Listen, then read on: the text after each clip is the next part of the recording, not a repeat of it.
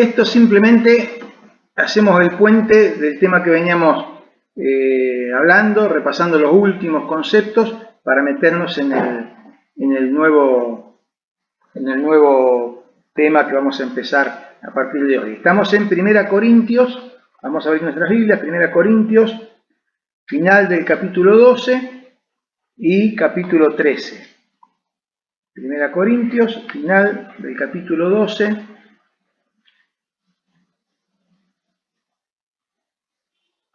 y capítulo 13.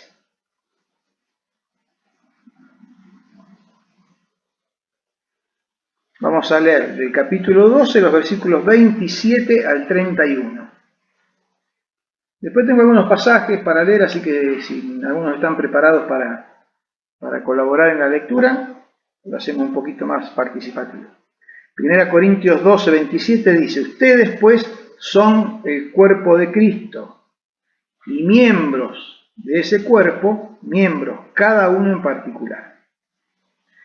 Y a unos puso Dios en la iglesia, primeramente apóstoles, luego profetas, los terceros maestros, luego los que hacen milagros, después los que sanan, los que ayudan, los que administran, los que tienen don de lenguas, y podría seguir la lista. Ahí dijimos que esta lista es enunciativa, ¿no? Es ejemplificativa, no es que ahí se cierran las posibilidades. De hecho, nuestros textos mencionan otros dones y algunos que están acá mencionados no aparecen. Dice el 29, ¿son todos apóstoles? ¿Son todos profetas? ¿Todos maestros? ¿Hacen todos milagros? ¿Tienen todos dones de sanidad? ¿Hablan todos lenguas? ¿Interpretan todos? Procuren, pues, los dones mejores. Mas yo les muestro un camino aún más excelente. Entonces, ¿qué dijimos? Los últimos conceptos que hablamos respecto del tema de los dones, así los repasamos y los traemos a nuestra mente y conectamos con el tema que sigue. Bueno, ustedes tienen allí en la pantalla algunos conceptos que hemos ido desarrollando, que se desprenden de estos versículos que leímos y también de los anteriores. ¿Qué hemos dicho? Hemos dicho que, primero, que no está allí, pero lo hemos dicho y está en alguna pantalla anterior, es que, como ya afirmamos al leer antes en Pedro, todos los creyentes en el Señor tenemos un don, al menos. El Señor a cada uno de sus hijos, cuando el Espíritu Santo así lo viene a su vida, le dota de una capacidad especial, de algo en particular para poder servir en el cuerpo. El cuerpo es la iglesia. Entonces, la iglesia como un cuerpo humano está integrada por miembros que cumplen distintas funciones, distintas tareas, pero no de manera solitaria, no de manera incoordinada ni descoordinada, sino en unión, en comunión, en complemento con los demás miembros. El don no es elegido por el creyente, sino que a la inversa, el creyente es elegido por Dios para darle un don o unos dones en particular a esa persona, para que pueda, en el cuerpo que integra, en la iglesia en la cual sirve, poder cumplir la tarea del miembro que Dios le ha dado para cumplir. El don es un regalo, es resultado de la gracia de Dios. ¿Para qué? Para hacernos partícipes de su obra, porque Dios no quiere, hermanos, que nos quedemos cruzados de brazos sin hacer nada para Él. Yo entiendo que a veces tenemos situaciones que nos impiden, situaciones temporarias, en algunos casos complicados, situaciones que quizás les afectan grandemente, pero el Señor nos da la posibilidad y de alguna manera, aún y más hoy en día, con las posibilidades que tenemos de conectarnos y demás, y de hacer cosas, aún estando en nuestros hogares podemos estar sirviendo al Señor. Aún estando en nuestros hogares, cuanto más participando activamente de la vida de la iglesia. Entendiendo que es un regalo, que es resultado de la gracia de Dios, una vez que uno encuentra y empieza a ejercer ese don que el Señor le ha dado, lo hace con humildad, porque es algo que Dios le dio, no es algo que es por lo bueno que uno es, sino que es algo que el Señor nos ha dado para poder tener y cumplir. Lo hace con entrega de lo mejor a poder hacer la tarea que el Señor le ha dado dentro del cuerpo, y lo hace con amor, porque lo hace en respuesta a eso que el Señor le ha dado. Bueno, y después lo último que tratamos es cómo hacemos para encontrar el don que el Espíritu Santo nos ha dado. Que es una pregunta que muchos hacen. Sí, no, está bien, esto de los dones está bueno, está interesante, pero yo no sé qué don tengo. ¿Cómo hago para saber cuál es el don que Dios me ha dado? Porque que yo sepa, hasta ahora no encontré nadie que haya abierto la Biblia y haya encontrado un papelito que el Señor el Espíritu Santo le haya escrito y le haya dicho, acá este es tu don, o que haya tenido un sueño o una revelación. Yo no conocía a nadie así. En el sentido de que sea una cosa, digamos, explícita, de manera así evidente, que uno diga, toma, recibiste del Espíritu Santo, este es tu don. No, hay que encontrarlo, hay que descubrirlo. Pero como todo lo que tiene que ver con nuestra relación con el Señor, dice ahí, pusimos dos ítems, dos tips, diríamos hoy en día, ¿no? Por empezar, si decimos que el don nos es asignado por Dios, será requerido que te encuentres en una comunión correcta con Él, para que su voz y su guía te encuentren atento y dispuesto a darte cuenta qué es lo que el Señor te está diciendo en relación con el tema de los dones. Si estás en cualquiera, si no te interesás en las cosas del Señor, si no te interesás en servirle, si no te interesás en nada de eso, posiblemente no alcances a darte cuenta cuál es el don que el Señor te ha dado. Porque tenemos que estar en una comunión correcta en nuestra relación personal con Él para poder escuchar su voz y seguir su guía. Y además, si ha de ser ejercido en el cuerpo, como evidentemente es el don para eso está, será requerido que te encuentres en comunión correcta con la Iglesia, que participes de la vida de la Iglesia, que estés integrado a las actividades y al servicio que presta la Iglesia en comunión y sintiéndote parte para así encontrar ese lugar que Dios te ha asignado.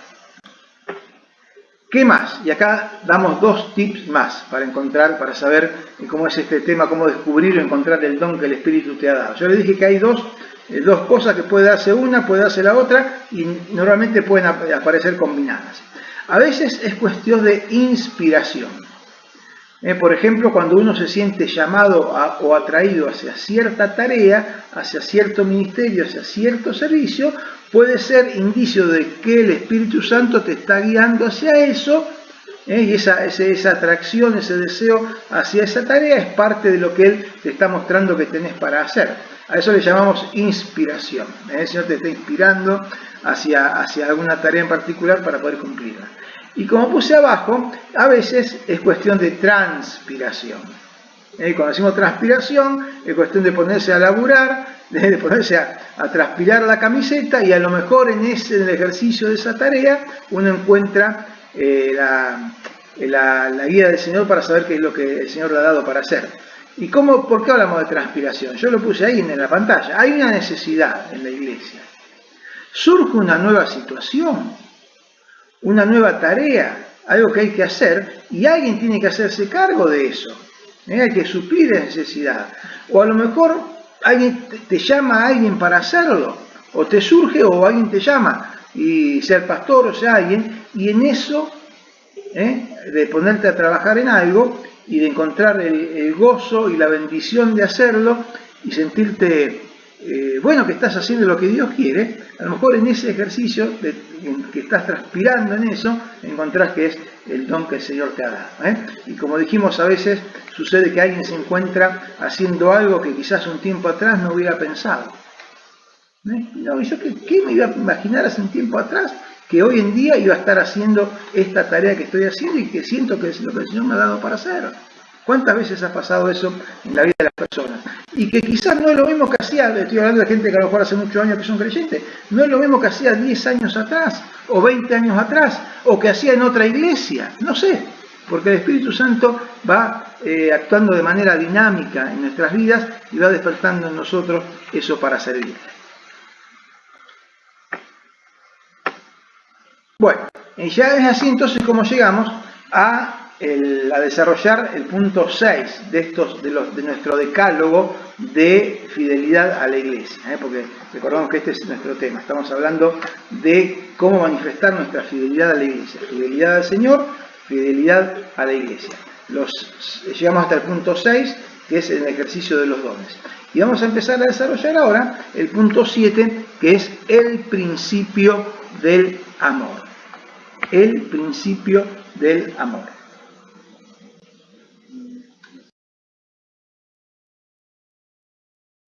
¿A qué nos referimos cuando hablamos de un principio? No estoy hablando de algo que inicie. No. Cuando hablamos de principio en este sentido, estamos diciéndolo en el sentido de la base, de un fundamento, de un ideal que atraviesa todo lo que se hace.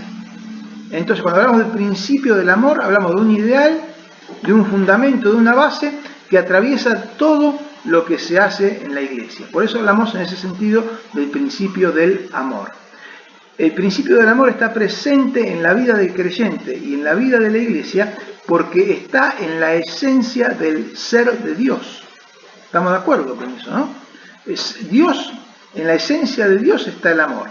Entonces nosotros como hijos suyos y la iglesia como cuerpo del Señor, mal podría no tener el amor como un principio de su vida y como un principio de su accionar.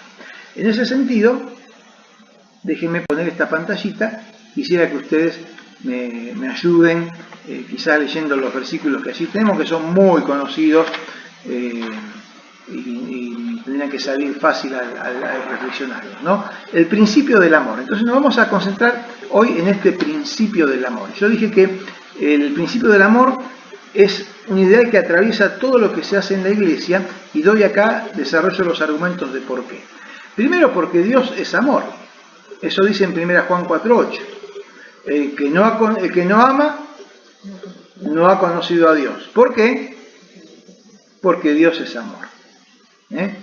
Los que iban a la escuela dominical de chiquito recuerdan la canción. Dios es amor, la Biblia lo dice, Dios es amor, Dios es amor. Pablo lo repite, Dios es amor, Dios es amor.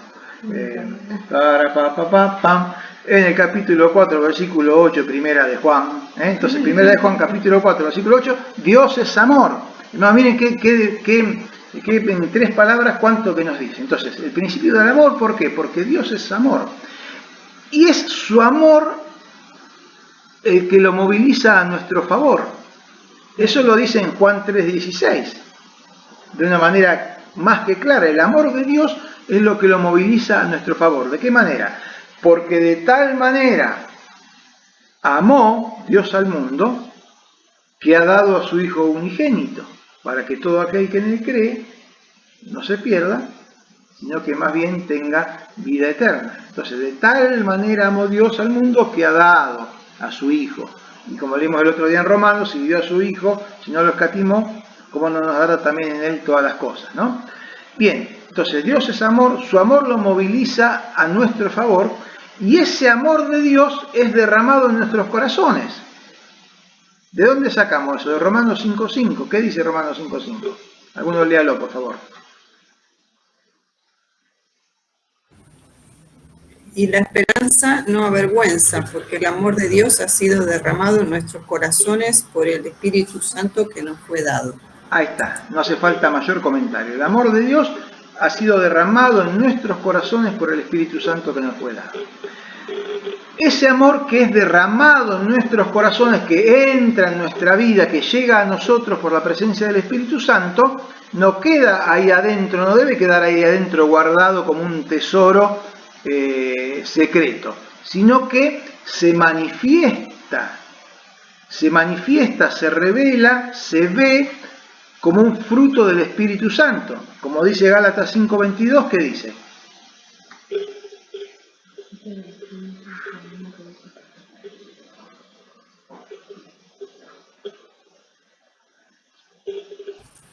Mas el fruto del Espíritu es amor, gozo, paz, paciencia, benignidad, bondad, fe. Bien. Mansedumbre, templanza, si seguimos leyendo, ¿no? Mas el fruto del Espíritu Santo es amor. Entonces, es derramado en nuestros corazones el mismo amor de Dios. Ese amor de Dios es derramado en nuestros corazones. La misma calidad del amor de Dios está potencialmente en nosotros porque el Espíritu Santo lo ha traído a nosotros. Y se manifiesta como fruto del Espíritu Santo. Ahora bien, y vamos a leer estos 2 pasajes que están ahí abajo, en esta idea. Si bien ese amor, el amor de Dios, está implantado en nuestros corazones, como una semilla que Dios ha puesto en nosotros, parece que, según nos dice la Biblia, requiere de un esfuerzo consciente de parte nuestra para ser mantenido y desarrollado de una manera perdurable. Podemos leer esos dos pasajes, el de Juan primero, Juan 15, 9 y 10, palabras de Jesús.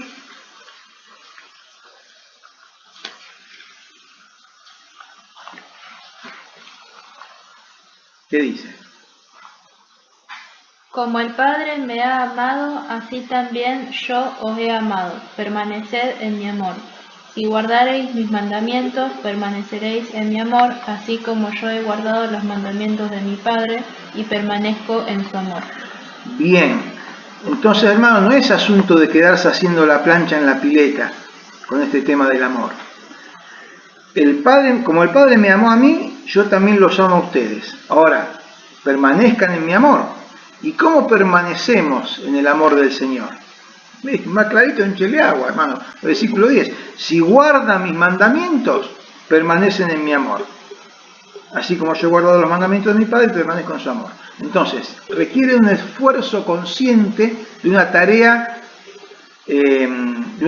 ex profeso de parte nuestra de guardar los mandamientos del Señor para permanecer en su amor. Y 2 Pedro capítulo 1,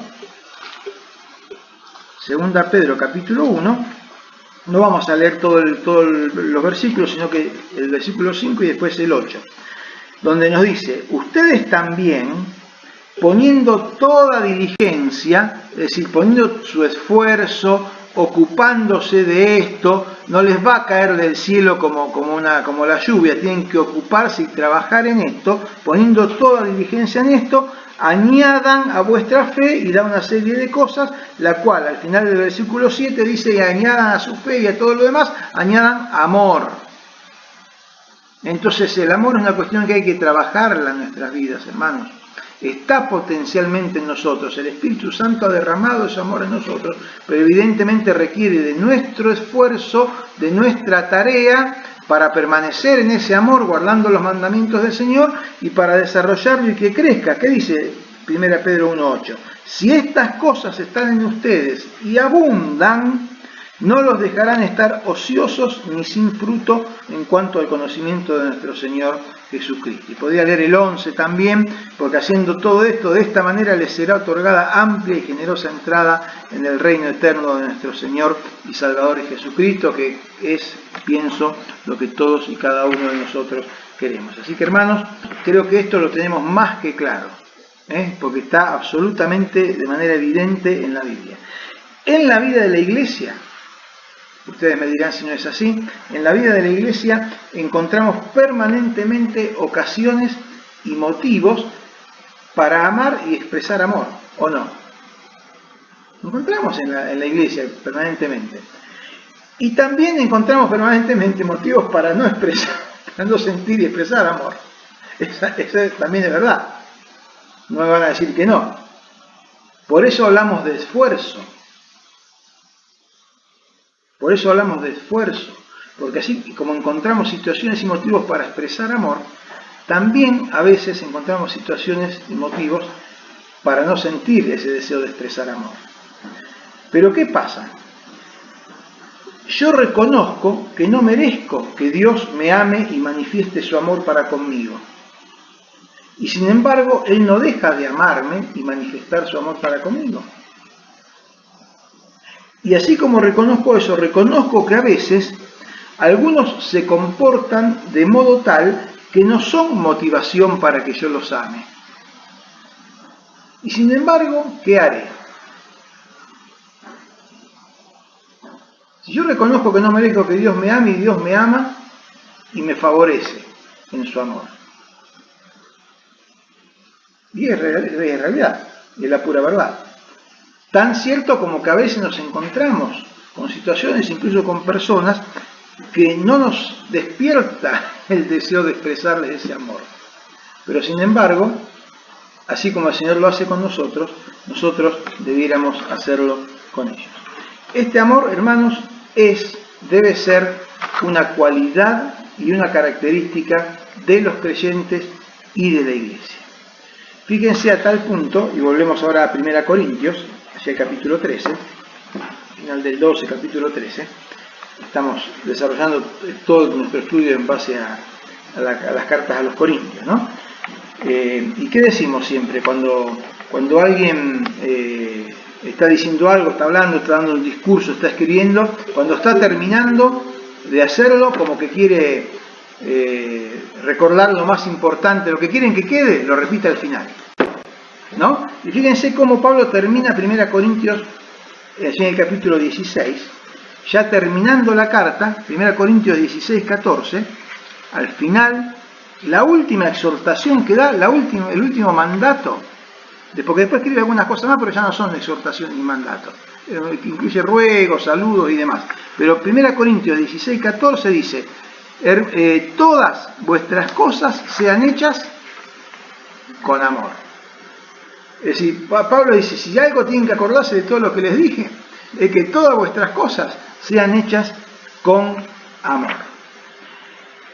Hasta aquí se nos ha presentado, y estoy pensando en lo que venimos hablando del tema de los dones y del servicio y de la iglesia como un cuerpo y de la comunión y del trabajar interrelacionados y el de estar ocupados y preocupados unos por los otros, etcétera, etcétera. Y todo eso, hermanos, es una manera excelente de vivir y de compartir en la iglesia y desarrollar el ministerio que Dios nos ha dado o que le ha dado a la iglesia. Y es el concepto de cuerpo y el ejercicio de los dones espirituales. Este es un camino excelente y se nos exhorta a transitarlo. Dice el 12:31, procuren pues los dones mejores. Anhelen tener los dones que necesitan como iglesia para servir al Señor. Ya explicamos que ese es el sentido, ¿no? Oren para que el Señor provea a la iglesia de los dones que requiere, que levante a los hermanos dispuestos y capacitados para servir en aquello a lo que el Señor les ha llamado y que hace falta en la vida de la iglesia. Ese es un camino excelente, todo eso es un camino excelente. Pero ahora Pablo añade que hay un camino más excelente, que en realidad no se refiere a un camino distinto que reemplaza al otro, sino es una manera de transitar lo que le otorga mayor excelencia todavía a ese camino del servicio, de la vida de la iglesia como un cuerpo, del ejercicio de los dones de parte de cada uno de sus miembros. Hay una manera más excelente de transitar lo que ya de por sí es excelente. Y da algunos conceptos complementarios a esto que estoy diciendo en dos pasajes muy conocidos que vamos a leer brevemente y que ya la simple lectura nos va a hacer entender bien de qué se trata. Efesios 4, versículos 15 y 16. Efesios 4, 15 y 16. Fíjense cómo sigue hablando del cuerpo, sigue hablando del servicio, sigue hablando del ejercicio de los dones, de la actividad, de la tarea en la iglesia, haciéndolo en amor. Dice Efesios 4:15, siguiendo la verdad en amor, crezcamos en todo en aquel que es la cabeza. Esto es Cristo. Crezcamos todos en Cristo, de quien todo el cuerpo, bien concertado, bien unido entre sí, todos nosotros, ¿no? Como miembros, por todas las coyunturas que se ayudan mutuamente según la actividad propia de cada miembro, recibe su crecimiento para ir edificándose en amor. Y un concepto complementario de este lo da en Colosenses, capítulo 3, versículos 14 y 15. Colosenses 3, 14 y 15. ¿Alguno lo quiere leer? Colosenses 3, 14 y 15. Y sobre todas estas cosas, vestidos de amor, que es el vínculo perfecto, y la paz de Dios gobierna en vuestros corazones, a la que asimismo fuisteis llamados en un solo cuerpo, y sed agradecidos. Si uno pregunta a las personas qué es lo que anhelan interiormente, muchos dirían anhelo paz, tener paz, vivir en paz, ¿no? Y fíjense cómo la paz en la paz interior y la paz con Dios y la paz en relación con los demás, dice aquí que de alguna manera viene como consecuencia de estar ¿qué? De estar vestidos de amor. Porque dice que el amor Este amor que estamos hablando, el amor de Dios en nosotros, es el vínculo perfecto. ¿Usted quiere llevarse bien con los demás? ¿Querés llevarte en un vínculo sano y que traiga paz a tu vida y paz en relación con los demás? Bueno, vestite de amor, dice la palabra del Señor. Sobre todas las otras cosas que son muy buenas, las que viene hablando antes, después leanlas, son excelentes, pero sobre todo eso, pónganse el vestido del amor, que es el vínculo perfecto, y la paz de Dios gobernará sus corazones. En concreto, hermanos, esto que ustedes tienen en sus pantallas, se nos enseña en la palabra que la vida del creyente y de la iglesia deben estar investidos, regidos, ordenados por el principio del amor. ¿Nos quedó claro eso o no nos quedó claro? Más claro, échale agua. No le eches agua a la Biblia porque se te va a mojar. Échale agua al concepto, que no hace falta. Hermanos, el amor debe estar presente en todo lo que se hace. Y escúchenme esto, porque esto a veces no lo tenemos en cuenta y malgastamos tiempo y esfuerzos. Si el amor no está presente en todo lo que se hace, por más esfuerzo que pongamos y que hagamos, por más excelencia humana con que se haga lo que se hace, será carente del verdadero sentido que Dios requiere y espera para Él otorgar el toque distintivo de su obra. Hermanos, nos podemos matar, podemos hacer nuestro esfuerzo, podemos dejar la vida en algo. Podemos hacerlo con excelencia humana, de manera tal que nadie podría hacerlo mejor que nosotros. Pero si carece de amor, carece del verdadero sentido que Dios requiere y espera para otorgar el toque distintivo de su obra. De esto nos hablan el capítulo 13 de 1 Corintios. Acerca de esto. Así que, atendiendo a este tema tan básico, tan vital, tan importante en nuestras relaciones y en el servicio al Señor y en la vida de la iglesia, es que vamos a encarar hoy y vamos a seguir el próximo jueves el estudio del capítulo 13 de 1 Corintios. Vamos a leer los versículos 1, 2 y 3 y hasta ahí vamos a llegar por hoy. ¿Alguno quiere leerlo? 1 Corintios 13, del 1 al 3.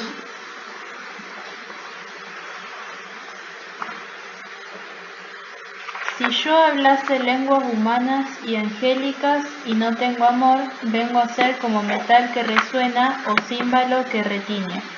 Y si tuviese profecía y entendiese todos los misterios y toda ciencia, y si tuviese toda la fe de tal manera que trasladase los montes, y no tengo amor, nada soy.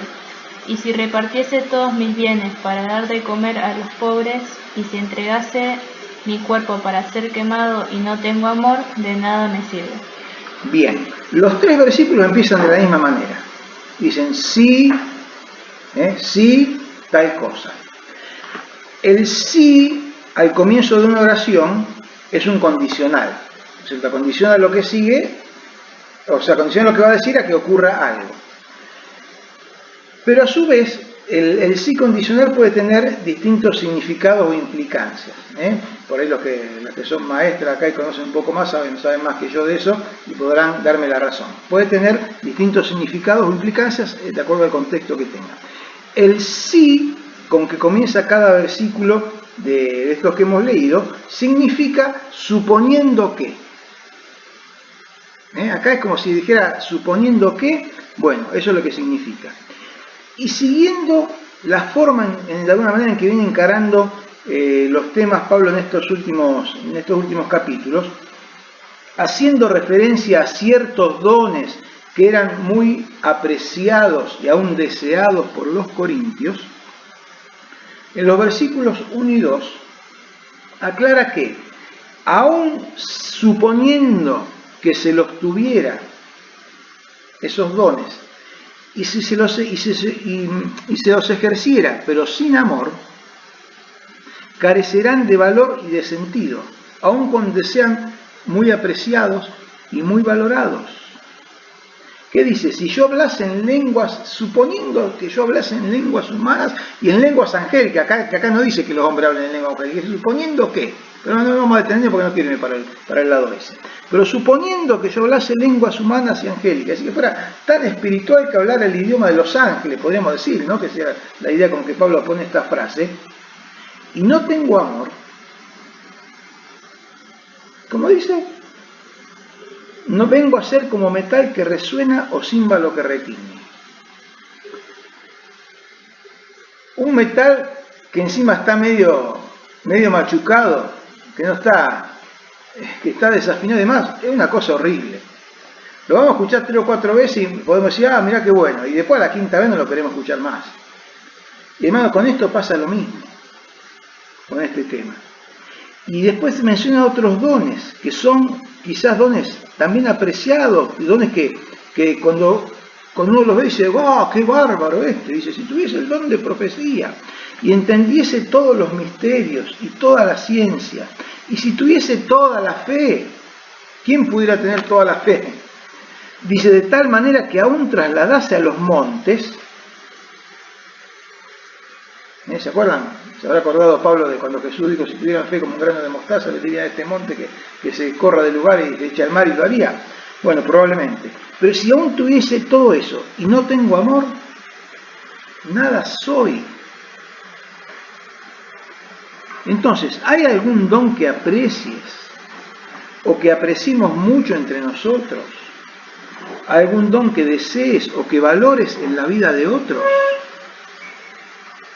Si son ejercidos sin amor, aun cuando sean bien hechos o aun con excelencia humana, si no son ejercidos con amor, no sirven.